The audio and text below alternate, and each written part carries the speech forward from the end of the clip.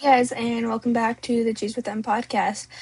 This is the Rangers series episode, as well as our preview into the Mets series, which we all know what that means, which we will talk about later on in the episode. I'd like to apologize for what I said on the last episode. I think I lost my mind a little, and I still am.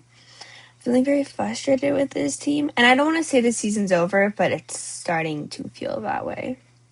Without like a swift turnaround like that happens. The Mets are in Toronto tonight. It's Monday when I'm filming this, and it'll be up today on Monday. If we do not turn it around today, I think we're done.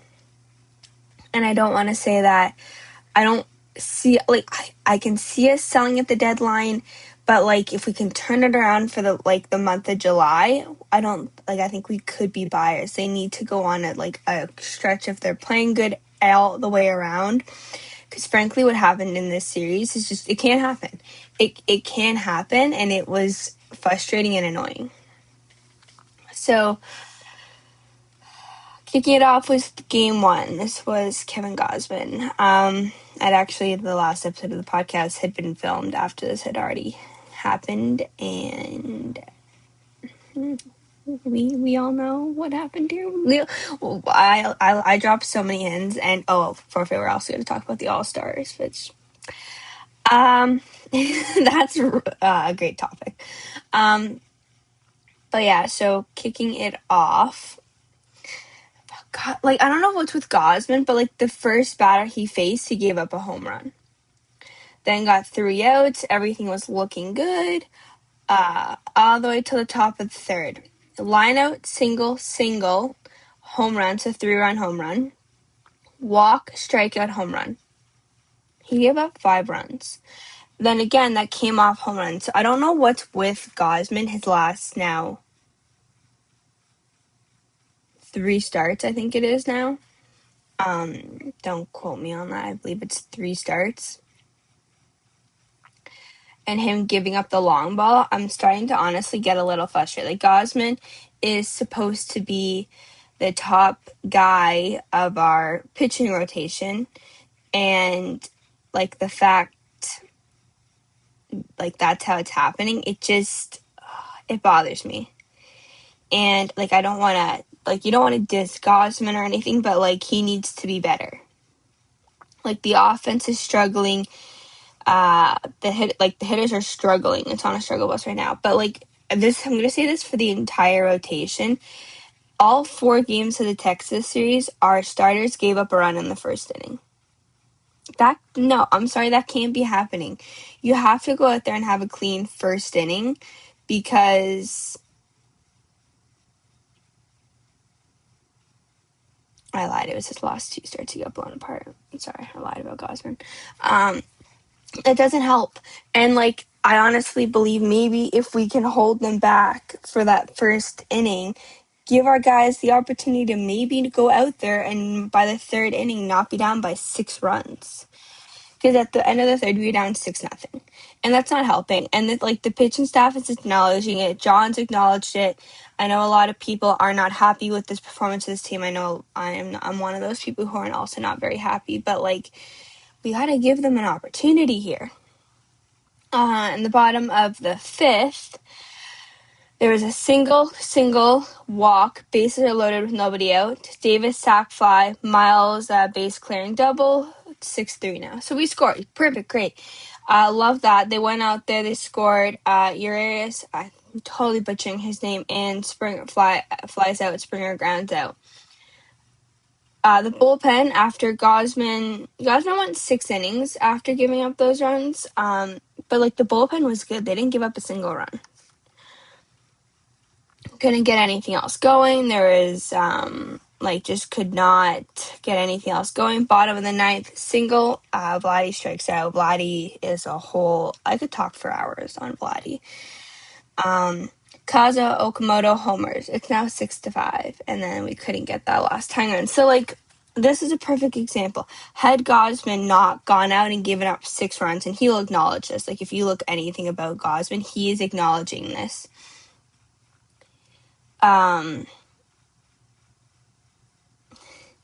he can't be doing that, and he's acknowledged it, and he'd say, like, had I not gone out there and given up 6 runs, those 5 probably would have been enough, considering our bullpen had, like, the 3 innings the bullpen did were clean. And he probably would have said, like, hey, I can't be doing this. Game 2 was our boy Corbin. I saw us losing, but at the same time, I was trying to be hopeful. Corbin pissed me off in the first inning. Could not throw a strike. I don't know what it was, but he gave up a single, hit a guy, double, down by 1, strikeout, single. It's not 3-0. It's the first inning. And there was still, after that second single, there's still 2 guys on. So yes, it could have been so much worse, but this is exactly what I'm saying. Like, I want to trust the hitters, but at the same time, like, our pitching staff has not been solid in the first inning. You got to give them a chance. Bottom of the third, 3 up, 3 down. Top of the second, he actually had a good one. Ground out. This was an incredible play by Vladdy and Jimenez. It was a single. It was like a weird, it kind of dropped just behind, like, not just fair. Well, the runner Vladdy got there fast. The runner tried going for second, and Vladdy nailed him at second. Like, it was an incredible play to get him. And definitely one I was very happy with from them, because it definitely could have saved run. You never know. Bottom of the second, strikeout, Varsha walked, fly out, strikeout. Like, top of the third, this is when I think I am officially on. I've been on, like, I think Corbin needs to go. I think we need to try and find somebody else to come pitch here, because this is not helping. And, like, I swear to God, like, Corbin just is not, it's not working. We can't win games if our rotation and our offense is struggling. And how is the offense supposed to have an opportunity to do well if our starters are going out there and can't go past 3-4 innings without giving up 5+ runs? Because in the top of the third, he walked a guy and gave up a 2-run home run. Like, it's 5-0. You can't do anything about that. Top of the fourth, he came back out, which is now officially his longest start in the last 3 or 4. 4. He gave up a double, strikeout at the 5th inning. Bullpen took over. Not to mention, Vladdy did have a single in the bottom 4th, and Okamoto and Varsha both struck out. That was about it. Aside from, like, a single or a Menez double and a Nathan single in the bottom of the 6th, nothing else happened until the bottom of the 8th inning. I thought they were going to come back, and I honestly feel like this entire series was false comebacks. Like, oh my God, they're finally going to come back, like how we saw last year, and they can't finish it. Jimenez singles, Springer walks, Miles flies out. I also want to mention, like, there was a lot of lineup changes in this. Sanchez left hurt. Davis had come in. A couple other guys had come in, so moves got a little weird. But yeah, Vladdy a double. Springer and Jimenez both score. It's 5-2. Kaz Okamoto 2-run home shot. That man's on fucking fire. And, like, the fact he's carrying the team. Him and Nathan. Nathan's doing really well right now. Him and Nathan are carrying this fucking team. Ernie Clement singles. Alejandro Kirk came in to pinch hit and struck out. And then the bottom of the 9th, walk, pop out, fly out, pop out. Final Texas 5-4. So at that point, all I was hoping for was we could end like the 3-game slide and 4-game slide and split the series. I wish.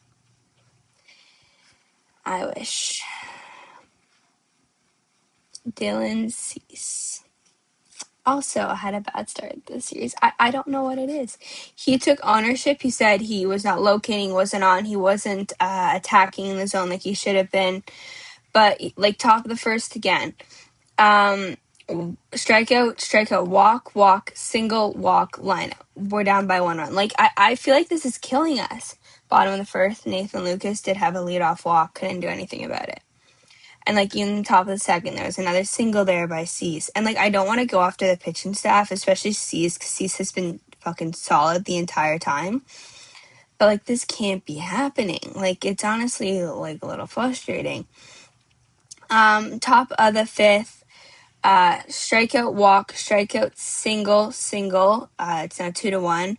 Walk. I know Fluharty came in here. I don't know, like, what runs are charged to who or when, but there is another single, 2 runs scored, and then a double. All the bases are cleared. So it's 5 runs on 4 hits. Bottom of the fifth, Clement doubles. Pinango's back up right now due to Sanchez going on the IL with a sprained ankle. He hits a 2-run home run. It's 6-2. Jimenez singles. Nathan Lucas with a fielder's choice. Guerrero grounded out. There's a throwing error, was not out. Tavares struck out. Okamoto struck out. I'm loving Okamoto. My one thing, I wish he'd hit his home runs earlier in the game, because that's what I've kind of noticed. They've been coming a little later. Top of the sixth, Corey Seager homers to center field, solo shot, 7-2. Bottom of the sixth, Alejandro Kirk homers, solo shot, leadoff inning, 500 career hits for him. Bravo, Kirk. Now, there's one thing, and a lot of people took this way out of proportion, and I want to address this on the podcast. Vladdy had the jacket and Kirk walk by him. So a lot of people are speculating that the clubhouse is in shambles. It's not. Hazel May retweeted it. So I guess if you look back on the video, the sleeve was inside out of the jacket, and Vladdy couldn't get it out, and Kirk didn't want to stand there and wait. But like Hazel May said, that there's nothing to look into there. Like, stop. And Hazel May even said, like, fuck next. Like, even she made a comment to somebody, because people were like, oh, you're just trying to get excuses, be a peacekeeper. And Hazel was like, maybe next time I just won't say anything then. But no, like, it's nothing to be concerned about. Like Hazel said, it was basically just Kirk didn't want to stand there awkwardly and wait for the jacket. But there's nothing to be worried about, and we can not read into that, because I don't think we should. All right. Also, Sean Keyes did come up for this series. He made his major league debut. He hit a single after Kirk. This was his first career hit. Congrats to him. Welcome to the majors. Ernie Clement singles. Pinango grounds into a double play, which, dude, like, that can't be happening.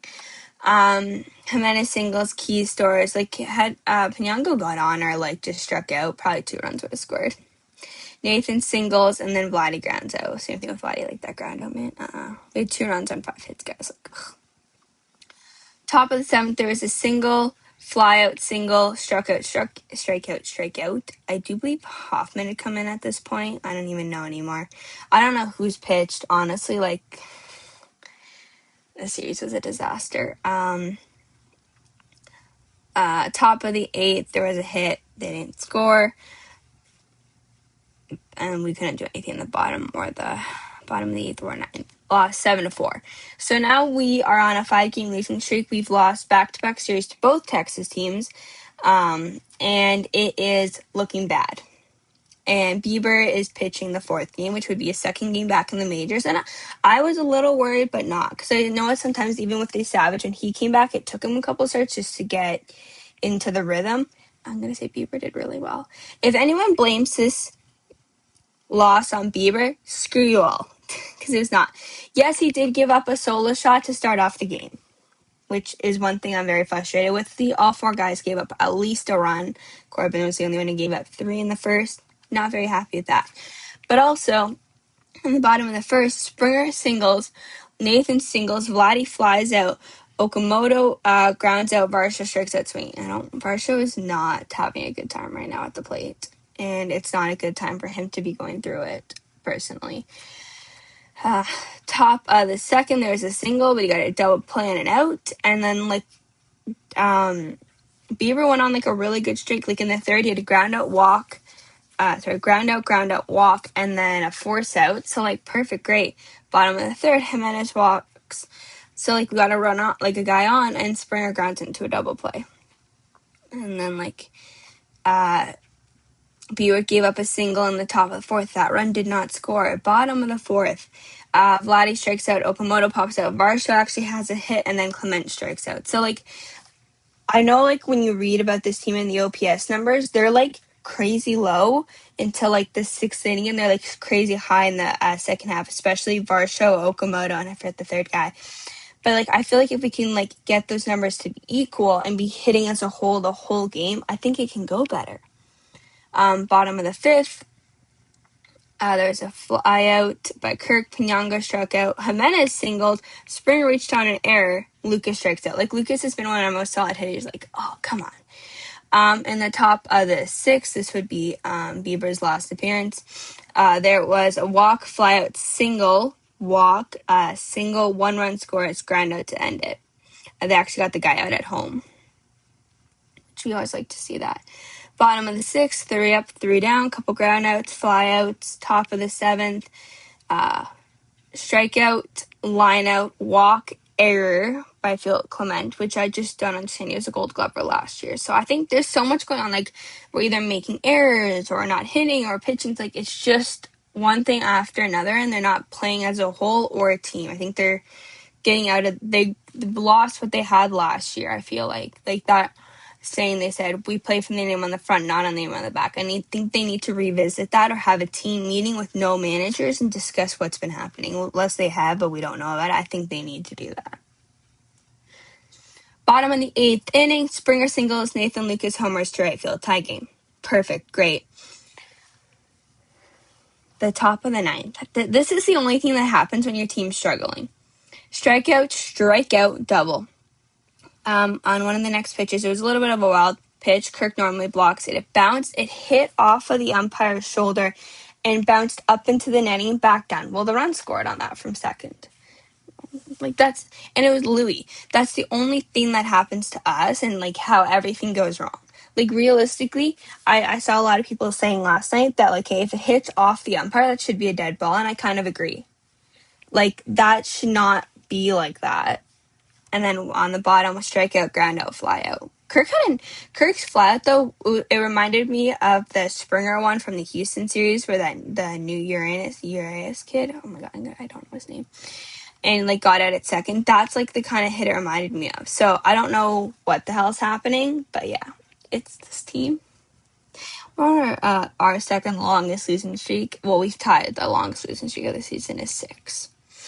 And the Mets come into town. Well, the Mets are just as much as a disaster. They're 35-49, and we're 39-45. We're 6 games under 500. We were at the 500 mark 6 days ago. Okay, so the Mets series. I'm going to talk about the elephant in the room first. Yes, Bichette is making his return to Toronto tonight. We all know they're going to have one hell of a good tribute video for him. I do think it might include some World Series footage, that home run. I think a lot of fans are going to cry, and I do think the crowd is going to boo him. I do. I don't want to say that because I don't always agree with booing players. I'm kind of like, I think I boo him if you got like a home run or a good double or something. But like, I know why. He left for the money. I know there's rumors about some issues with him in the front office, but he 110% left for the money. And I think that's what fans have a lot of issues with. And yeah. Well, we're going to jump into the series. As I like to say, well, a guy with a 4.87 ERA, maybe we have a chance, and then the guy goes 6 clean innings and we don't get a single run or 1 run. I don't know. It's Savage versus Mania. I'm totally not saying this because Sean. We'll call him Sean. It's a 4.87 ERA. He is, in his last couple games, he has 3 no decisions out of the 3 losses and has 1 win. His last start, he only went 3 innings. He gave up 6 hits on 4 runs. 3 of them were earned, though. Not all 4 were. But he did get the win versus Philly. He went 5.1 innings, gave up 3 runs, 2 earned. So there's definitely some errors happening here. And his ERA was over 5. It went down a little bit, and it's back up to almost 5. So I don't know. Yeah, I really don't know. The Mets also just fired their manager. So hopefully we can do something. I don't know, guys. I don't know anymore. Savage was really solid in his last start. I'd like to see that from him today.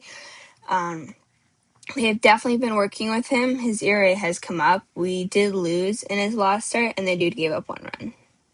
He did get a no decision, thank God. He did have 5 walks, which is a little concerning to me. So, yeah, I'd like for the walks to be down, but other than that, he's pretty solid. And I don't know. I'd like to say, oh, well, the guy has an over 4 ERA. Maybe we can do something. But all of the Rangers pitchers basically did, and we didn't do anything. So, like, and yeah, so game 2, Nolan McLean is pitching. He has an ERA of 4.03. In his last 5 games, they are 3-2. His last one, though, did get a loss versus the Cubs. He went 6 innings, 7 hits, 6 runs, 6 earned. So if we can do that on him, please. He had one over 100 pitches. It seems to be like 90 to 100. So, like, they need to go back to what they're doing in Game 1 of the Houston series. Take some pitches, get into the high counts, make the pitcher work, because that's honestly what I feel like they're not doing in Texas. They're not having the good at-bats they need to do to succeed. And that's what I'd really like to see come from these guys, especially the hitting, the pitchers. And the pitchers not give up a first run. This is Kim Gosman. Am I worried? Yes. Would I like to see them push Gosman back a day? Yes. So currently it's lined up for Corbin to pitch the series finale on Canada Day. I don't want that. I am with the entire other Jays fans on Twitter, and don't agree with a lot of what they say. They either need to move Corbin up a day or push Gosman back, or do something to change the rotation, because I do not, I'm at the Canada Day game. I don't want to see Corbin pitch. I've seen Corbin pitch on the last 2 Jays games I went to, and one of those they came back, and the other one they almost did. So, like, no. I think pushing Gosman back a day could work, but it's really up to the managers, because I'd much rather see Gosman pitch on Canada Day, but at the same time, he's really been struggling. The whole team's been fucking struggling. So July 1st is Peralta versus Corbin. As I said, it is Corbin. They both have high ERAs. Very high.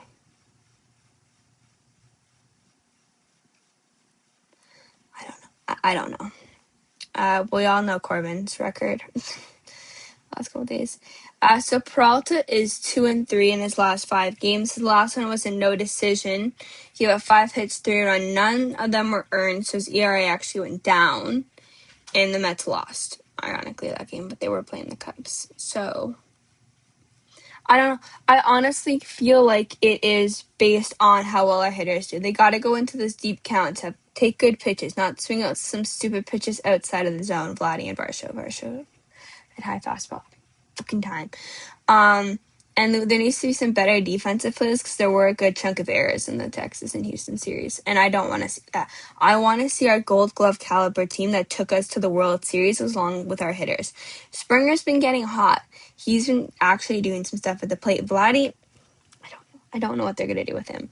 I've heard people say, what if we put him on the IL for like a phantom, like IL stint, to get him like to go hit down in Florida for a week, just to see how that goes. I would not be opposed to it if it's going to help him get back. Because I honestly feel like this team is nothing without Vladdy. Vladdy is the core of it, and it's built up around him. I also was reading, I cannot find it anymore. I don't know if it was one of our reporters or one of the guys from MLB, but they were saying there is some stuff. It sounds like there's some stuff going on behind the scenes with Vladdy, like kind of maybe family or personal, that are affecting him. And I think we need to lay off his back a little bit. He knows he's struggling. Destroying him every day online, any of this team, I get you want to like see everything happen. We'll give them a break online. I know they're professional athletes. They get paid to play well, but how would you feel if you're being bullied by millions of people every day online?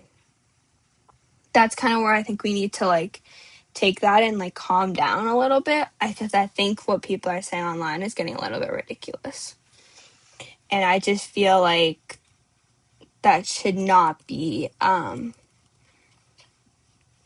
know we should just keep trying cheering them on, and that's what I'm going to keep doing, keep watching, but like, no, I just think people are being a little too crazy. Okay, jumping into our Blue Jays All-Stars, which, to lead it off, John Snyder is the manager and all of our coaching staff for the American League East team this year. American League, not East. American League team. So, well, we had a lot of finalists. So Ernie Clement, who has the most votes, over 3 million for the entire American League, had the most votes. He gets an automatic in. He will be the starting second baseman at the All-Star game.